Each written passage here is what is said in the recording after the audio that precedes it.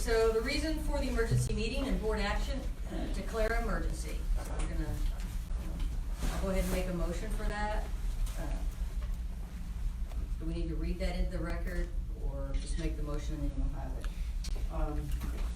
I think to put some meat on the bone of the motion, I'll read it. I got it right here. I'm gonna pull it up.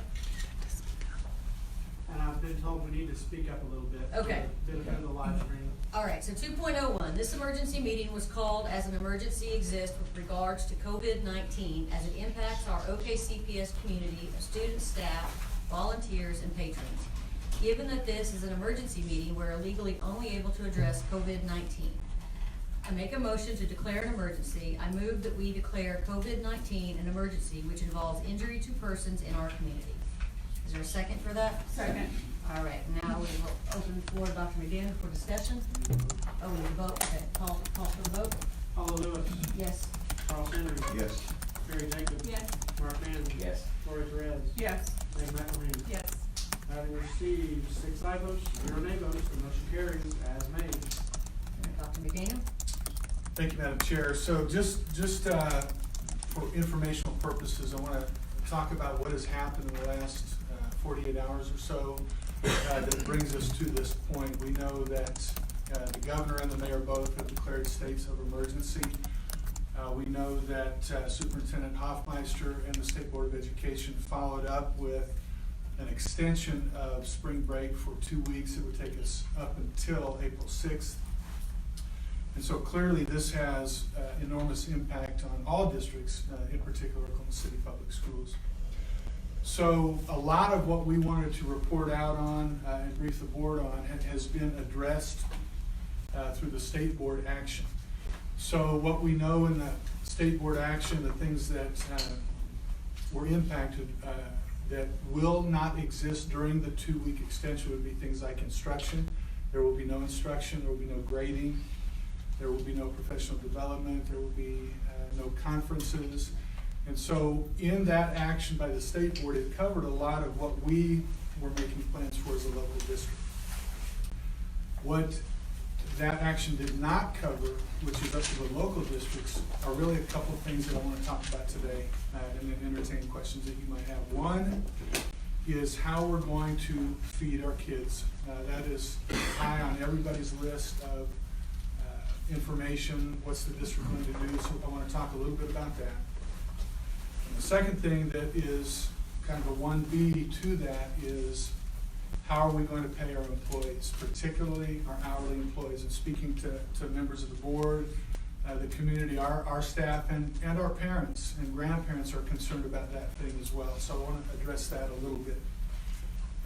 As important as anything, I think, on this agenda is something that I'm going to be asking the board for, which is delegating authority to me to make some decisions. This is happening so rapidly, even by the hour. If you've been paying attention at all, things change very rapidly. And we will not have the luxury of each time something significant changes to reconvene this board. And so I'm going to need some discretion in decision making. So let's start there. I want to start with employee pay. Our goal, our ideal, and I know it is the same ideal of this board, is to get our people paid as usual. How we do that is a work in progress, and it may be things like granting additional leave. It may be that we establish different work opportunities for employees. It may be outside of what they would typically do, but we want to have them come in rotations to try and get work done. An example would be maintenance and operations. It may be security, where we need to sweep our campuses during this time just to make sure that everything's safe and secured. We do not have a final plan yet, but our commitment as a team to our community and to this board is within 48 hours we will have a complete feeding plan, and we will have a plan to pay our employees. So that's 48 hours. So if you move 48 hours ahead, and that's the outside. As soon as we have it fully developed, we will take it out to our stakeholders. Sean, how long have y'all been working on this plan?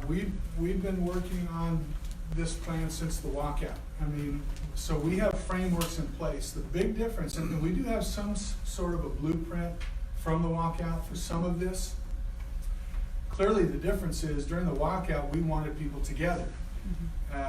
And we wanted to approach the issue at that time. Here, we have employee groups that are waiting for what the plan is because they are afraid to come to work. And that's bus drivers, that's child nutrition employees. Every employee group, there is some level of anxiety because we don't know exactly what this COVID-19 is. And so they are saying, I don't want to drive a bus. I don't want to come and serve food. I don't want to be in a class with 25 kids. All of those things are coming to us very, very rapidly from our employees, our parents, our grandparents, and our community at large. And so we have been working on framework for a long time. I know this district has well before I came. So we have pieces in place. But because of the nature of this virus, we're having to tweak plans a little bit. Go ahead, yeah, This please. is really our hourly wage employees, our teachers. Correct. Year-round contracts, teachers, they're covered by what the Department of Ed took action to do yesterday, correct? Will we continue to pay that? Yes, Okay. yes. So we're covered through statute, but we're locally covered also through our collective bargaining agreements. Okay. Okay, so teachers, for example, truly this becomes in many ways an extended spring break. So our collective bargaining agreement speaks to when does a teacher have to, for example, make up? And the answer is if a student is out, and we use inclement weather as an example, and the teacher is out, there is no makeup for the teacher. Okay, that's just, it's a day that they are away from their job. So we have guidance from policy, from statute, that will help us answer a lot of these questions. So yes, we're specifically talking about the hourly employee. And we hope to be able to address the wage of the hourly employee through additional leave. In some instances, and I'm going to use our SNS employees, our child nutrition employees as an example. As we get into the plan for feeding, we're going to need to staff sites. So if we, for example, if we identify a number of sites where it's going to be the hub for feeding, we create a window. We haven't established the hours yet, but there'll be a window where people can come by, grab a meal and go. We have to have staffing at those sites. And so we are considering now adding a daily stipend for the SNS employee to get them to come and staff a site. We're still working on finalizing what that number will be, how much per day. And so it's important that we get all the details in place before we start releasing information in pieces. We don't want to do that. Now, we believe that 48 hours from now gives us that time to nail this down, to be very specific about which sites, what's the window, how much are we paying our SNS employees per day. If we grant additional leave, what does that look like? Who gets the additional leave? All these questions we're mulling this over and have been for some time. And we'll have those answers very quickly. So let's move into how we're going to feed our kids. We started with an ideal, and the ideal was we wanted to feed our kids as they are fed now.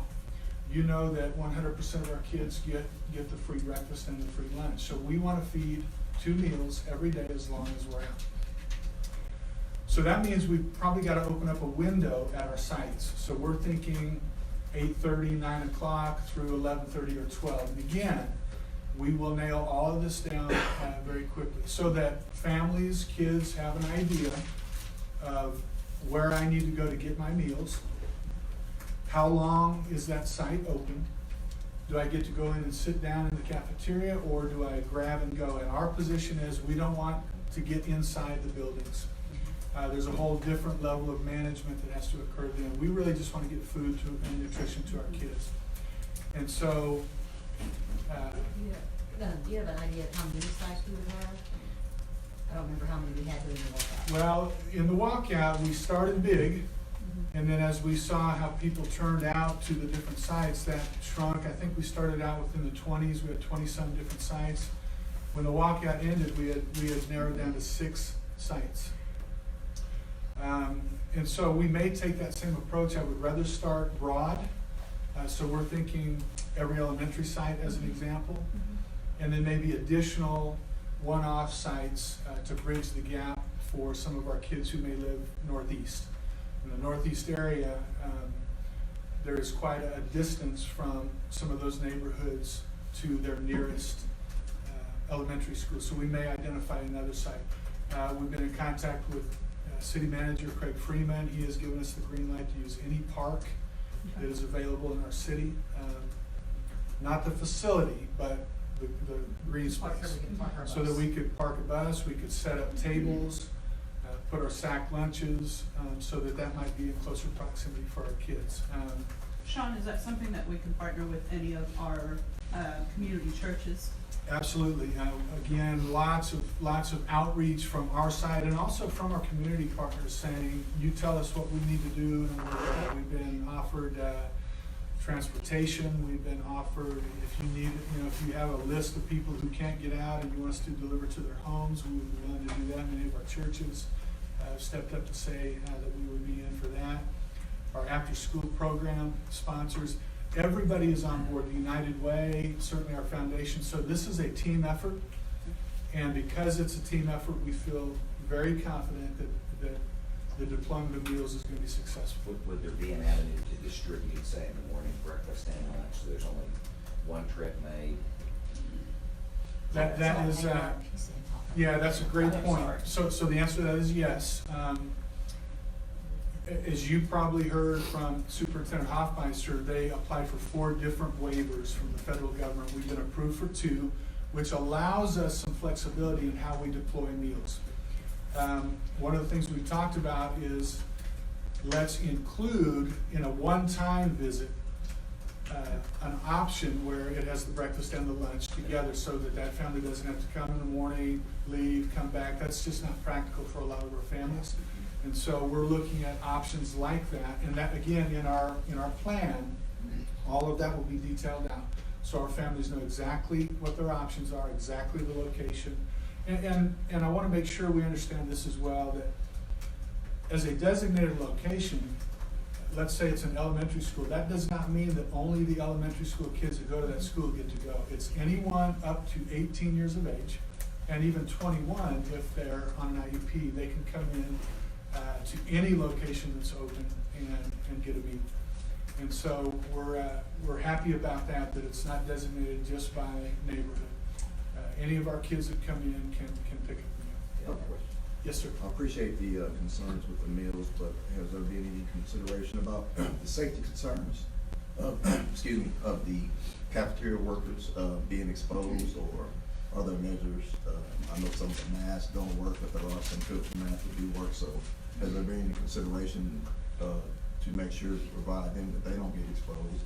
And also another thing is, as far as service food, as far as the parents or families getting exposed, because you mentioned about a window, but then you also mentioned about a park. So if is there a situation, or has it been looked into whether there's multiple families or multiple parents being present at the same time, causing families to be exposed, not by the workers, but maybe possibly being exposed by some of the other parents? So I think we need to make sure that we have all those safety measures in place so that there will be no exposure to our employees and also to our families as well. So we have talked a lot about that, Mr. Henry. So the management at each site is going to be important. At each site we'll have a child nutrition worker, likely we'll have an administrator, likely we'll have 1 or 2 teachers who are not going to be required to come, but we know through the walkout they want to see their kids. And so we'll manage the staffing, and then what we plan to do is for every staff member who's going to be at a site, we will take their temperature every day, so that if they are at risk or they have a temperature or a symptom of some sort, we'll turn them back home and ask them to quarantine, and we won't have them back, and then we'll fill in with a sub for that position.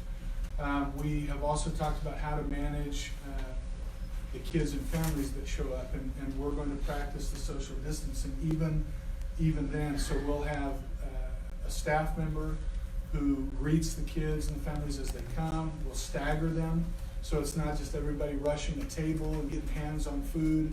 So it'll be an organized process so that we can make sure we do everything we're able to do to manage the situation. With the thought in mind, we've got to feed our kids. And so we know that in order to do that, there are some other questions that pop up that we've got to resolve.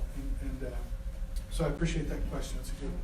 Another one, Dr. McGee. So Yeah. we have a significant amount of our kids that take backpacks home for a weekend. Do we have any community partners who are still providing backpacks, that they'll be able to pick up on Fridays? Or do we know that yet? We have had some level of communication about that. We're trying to get answers even as we speak today. And so the board knows, today, we're gonna work remotely until 2 o'clock, our staff. And we're still answering a lot of these questions and getting answers from our partners. We have another conference call today at 2 o'clock with the state superintendent. And she will give us additional guidance for things that are specifically related to COVID-19. We got the word, as you heard, that there is no instruction and no grading. But like any break for Oklahoma City Public Schools, we still inform our community of parents and grandparents and kids. Here are some free resources, if you're able to access them. And we list out and give links to resources. And we've had lots of questions from parents, from guardians, from teachers and administrators. Are we allowed to notify parents about resources that exist? And we believe the answer is yes. We're going to get additional guidance today on our 2 o'clock conference call. So, not a lot. Some of the information is still in flux. And again, what we want to do is be very specific about what we know and what we are not sure of yet. And so, each conference call, each webinar, each meeting, we know a little bit more.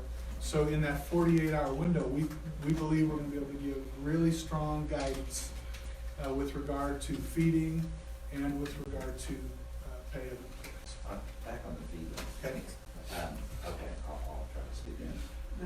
I was gonna say, I'm getting messages that people aren't able to hear. I don't know if there's anything we can do with the microphones. I'll do my best. Everybody Just just speak speak up. up. Okay. On the issue of feeding kids up to the age of 18, if a family arrives and they have, say, 2 school-age kids that are first and kindergarten, what about the 2 kids that aren't in school yet? Are they covered, or is that gonna be enough? There will be. And I'll repeat Can you repeat the So question? Okay, the question was, as families come, school-age kids come to our feeding sites, and they might have siblings who are not yet in school. The question is, do we turn them away or do we give them a meal? We're not going to turn kids away from a meal. We're not checking IDs, we want to make sure our kids get fed. And so if a kid approaches us, we're going to feed kids that come to our table. So great question, important question. Anybody else? Okay, Carrie, any questions, comments? I've got a final question, we're wrapping up. Obviously, we're closed by the State Department of Ed through April 6th, and I think I know the answer to this based on our conversations yesterday. But we're preparing and laying groundwork beyond that if necessary, correct? So the question was, are we preparing as a district beyond the 2 week, the April 6th? And the answer to that is yes.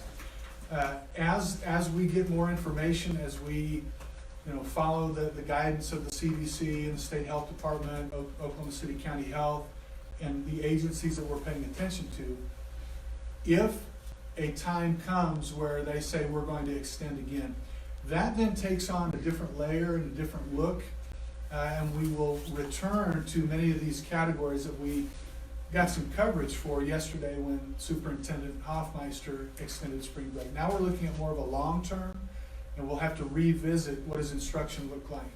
How do we take care of our most vulnerable kids? I just want people watching on the live stream to Yeah, know. absolutely. We're We not are. thinking just 2 weeks, we're No, thinking. that's good. Thank you for that. And we are talking every day about what it looks like beyond April 6th. Yes. I do have a couple more questions.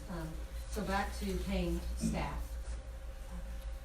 Will all of our staff be able to maintain their insurance through however long COVID-19 lasts. That is our goal, and we believe that to be the case. And so, And will they be accruing PTO even though they're not clocking in, or or do they just have a set amount?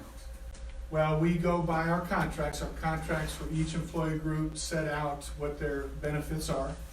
And so they will get to keep those benefits. In addition to that, we're examining what might work best. The board has the authority, I have the authority through regulation to provide additional leave as necessary.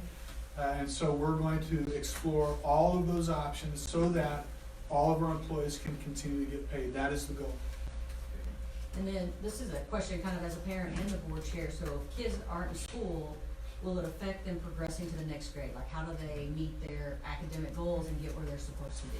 So that's a question on everybody's mind. We believe we're gonna continue to get guidance from the state superintendent, the state board, and other agencies. It's a tough one. I mean, just practically, as you think about that, you know, we've got some of our other states that districts have already canceled through August. And so these are questions that they're asking now. We want to learn from that, and then we want to get guidance from our agencies on how to deal with this. You know, just reminding everybody that nobody has been through this before. And so we are seeking guidance from all directions. We're using common sense, but we're taking this very, very seriously so that, number one, we protect the safety and well-being of our kids and our families and our staff first. And then all of these other things, we have started a master list of questions and concerns that we need answers to. Those answers will come from outside or from within as we see what the nature of the question and concern is. So work in progress, but today we really wanted to be thoughtful about particularly these two areas, how to meet the nutritional needs of our kids and how to take care of our employees. Online classes and programs, that part of the, if it's extended past April 6th, so we're looking at possible online. I think those are options we've got to take a look at. For now, just the 2-week extension, that is a no. That is a very clear no from the State Department, the State Board. There will be no instruction, no grading, etc. If it extends, Mr. Henry, yes, I think we have to return to that conversation and see what that looks like. Clearly, the challenge for us in particular when we start talking about online learning is we have thousands of our kids who do not have access. So there's an equity issue there. Even if we provide instructional packets, hard copy, and a combination of online learning, we have a whole nother population of kids who have special needs that need accommodations. And so this is a work in progress, and it's a moving target for us. But the short answer is yes. If it extends, we've got to return to instruction and have that conversation again, for sure. Sure. This year we implemented inclement weather leave, and is there a possibility that there could be a similar pandemic leave? Great. So the question is, our board implemented inclement weather leave this year. The question is, can we implement a similar pandemic leave? We can do that under a number of different headings. We already have administrative leave in this district, which is a paid leave. We could extend the number of inclement weather days. We can call it really what we want, with the thought in mind is we want to make sure that our employees are not being penalized through this COVID-19 issue. Great question. I know Superintendent Hoffmeister alluded to this yesterday, and the legislature talked about it. If there is a need for us to meet again, is there a way to do that via teleconference, or are we prohibited from that? So the question is, can the board meet via teleconference? There are some guidelines that the state gives us on how to do that, and typically it's audio and video have to be in place. So there's a pathway for that. And as we move forward and get additional information, we're hearing from all different directions. No more than 50, no more than 10 was the most recent guidance given. And so, gatherings like this where we may have 20 or so in a room. I'm thinking if 5 of us actually contracted COVID-19. Right. A board meeting where we need to. Then we have a pathway for that. Yes. And I had another question about purchasing. Does the state declaration of emergency free up staff to be able to purchase things as they need them, or does that come from what we're doing today? I just wanna make sure you guys are able to take care of what you need to take care of without us having a Good. regular. So the meeting. question has to do with purchasing, and, you know, in a typical board cycle, those are the things that we would bring to the board. We'd secure the purchase order, we would get approval, and we'd go buy. Here, what I'm asking for today is for you to delegate some authority to me to bypass some of that, so that as we see needs arise, I can make a decision on behalf of the board without reconvening the board to take those necessary steps. With that, the motion will come, and to give you that, you'll send out information to us pretty routinely on Absolutely. anything that you're Absolutely. making that would typically have been a board. Yes, yes. With that, You wanna make a motion, Mark? I make a motion that we grant the superintendent the authority to make decisions regarding all aspects of Oklahoma City Public Schools' response to the COVID-19 mitigation measures, including but not limited to staffing, additional leave, purchasing, and other issues related to employees and students. Is there a second? Second? Okay, any further discussion on this motion? Okay, call to the vote. Paul Lewis, Yes. Charles Henry, Yes. Gary Jacobs. Yes. Mark Van, Yes. Lori Perez, Yes. Meg McElhaney. Yes. Having received 6 aye votes, 0 nay votes, the motion carries as made. Thank you, I appreciate that. So how will, so prior, Which one do you want? I don't think I'm on either. How will, I'm not sure. It's really, how, Oh, well, you may read the second part, 2.02, where we're at, and it may fall into it, I don't know, if you're back on. 2.02. Okay, let me read that one. So, 2.02, we appreciate action by the Oklahoma State Board of Education to close all Oklahoma public schools until April 6th. As we learn more about COVID-19 with each passing hour, it is imperative that we delegate authority to our superintendent, Dr. McDaniel, to make decisions for OKCPS regarding COVID. While we would not expect Dr. McDaniel to seek prior board approval and decisions regarding COVID-19, this board does expect frequent communication on those decisions. This delegated authority to Dr. McDaniel includes, but is not limited to, the decisions that were spoken of in the item we just voted on. So, okay, Gloria. Communication, not just to the board, however, to the community as a whole. Prior to the meeting, we did a couple of Facebook Lives. We're doing Facebook Live now.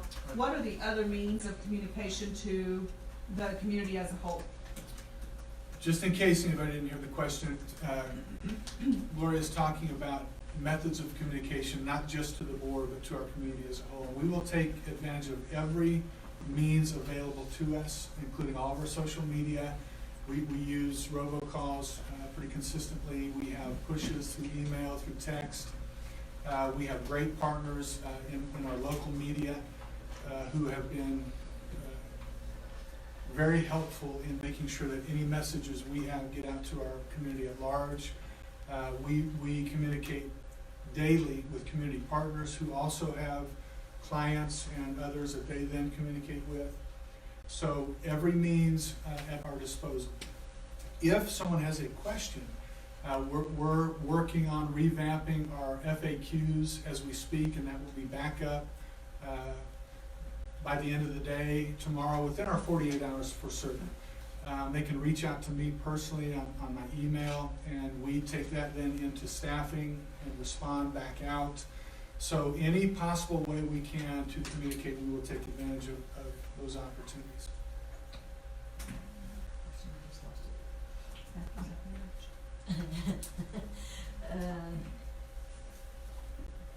Well, I can't think what I was gonna ask. Anybody else have something to help stimulate my brain? No? Okay. All right, well, thank you, Dr. McDaniel, for the update. Thank you for all of you who joined us by Facebook Live. And again, we're taking this completely serious, and we're working as hard as we can, and we trust our leadership in the district, strong leadership. I can't say enough how much the cabinet works and has kids first every single time. And I'm proud of the schools for coming in and making decisions. Students and families that have been out of the country or more severely exposed, do we have a protocol that we've already established for prior to coming back to school. So the question was about basically quarantine. If we have families, employees that we know have left the country, we some time ago, maybe a week and a half ago, we put out information asking for them to self-identify. We have left the country, we've gone to a place where there's known exposure or transmission of some sort. We have asked them to self-quarantine and alert the district. And so we will continue to visit that and get additional guidance from CDC, but that's how we've approached it so far. That actually reminded me of my question. Okay. So will we be able to find out from county health or anybody if we have a child who has been It's a great question. tested positive? Great or question. how do we So know that? question is, how do we know as a district if one of our students, staff, parents have been affected? We are notified directly as a school district by the Oklahoma City County Health Department or the Department of Public Health. So if a student tests positive, we are then notified. I don't remember the turnaround time, but it's very quickly, and then we can take action immediately once we get that information. Thank you, Dr. McDaniel. All right. One more? Nope. Motion to adjourn. Motion to adjourn by Mark Mann, is there a second? Second. Okay, call for the vote. All in favor say aye. Aye. Any opposed say nay. Hearing none, motion carries.